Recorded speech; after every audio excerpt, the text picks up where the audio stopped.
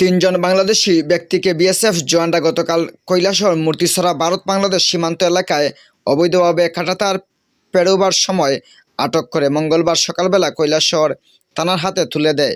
এ ব্যাপারে সাংবাদিকদের মুখোমুখি হয়ে কৈলাসহর থানার ওসি সুকান্ত সেন চৌধুরী সংবাদ মাধ্যমকে জানান, গতকাল কৈলাসহর মূর্তিছড়া ভারত-বাংলাদেশ সীমান্ত এলাকায় বিএসএফ জওয়ানরা তিনজন বাংলাদেশি ব্যক্তিকে আটক করে এবং মঙ্গলবার সকালবেলা তাদেরকে কৈলাসহর থানার হাতে তুলে দেন। তিনি জানান, ওরা বিগত 9 মাস পূর্বে বাংলাদেশ থেকে অবৈধভাবে কাঁটাতার পেরিয়ে ভারতের প্রবেশ করেছিল এবং ওরা দীর্ঘদিন সময় চেন্নাইয়ে যায় কাজের উদ্দেশ্যে। সেখানে কাজ করে ওরা কাজ শেষ করে গতকাল বাড়িতে ফিরছিল। কৈলাসহর মূর্তিছড়া ভারত বাংলাদেশের কাঁটাতার অবৈধভাবে পেরিয়ে বাংলাদেশে প্রবেশ করার সময় বিএসএফ জওয়ানরা তাদেরকে দেখতে পায় এবং আটক করে এবং তাদের জোর জিজ্ঞাসাবাদ চালায়। এরপর ওরা ঘটনার বিস্তারিত জানায়। আজ তাদেরকে বিএসএফ জওয়ানরা কৈলাসহর থানার হাতে তুলে দেয়। পাশাপাশি বিএসএফের পক্ষ থেকে ওই 3 ব্যক্তির বিরুদ্ধে কৈলাসহর থানা একটি লিখিত আকারে অভিযোগ দায়ের করে। পুলিশ মামলাটি নথিভুক্ত করে ঘটনার তদন্ত শুরু করেছে।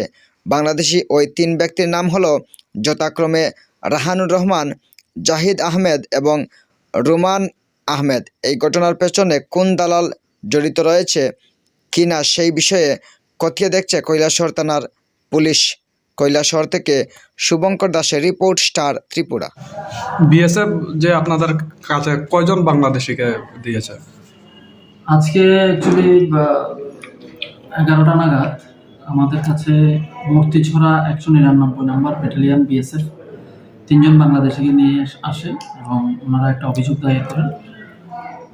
ওনারা গতকালকে ওনাদের এরিয়াতে বর্ডার সংলগ্ন এলাকায় 3 জন বাংলাদেশি লোককে আটক করতে পেরেছেন।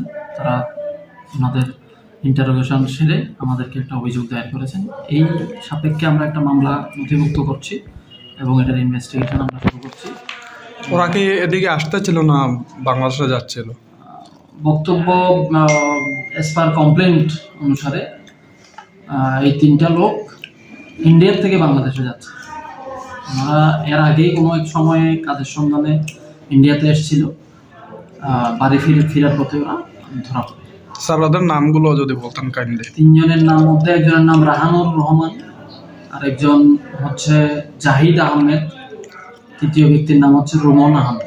ওদের কাছে কোনো পাসপোর্ট কিচ্ছু নেই, অবৈধভাবে সম্পন্ন পাসপোর্ট ছাড়াই। ঠিক আছে।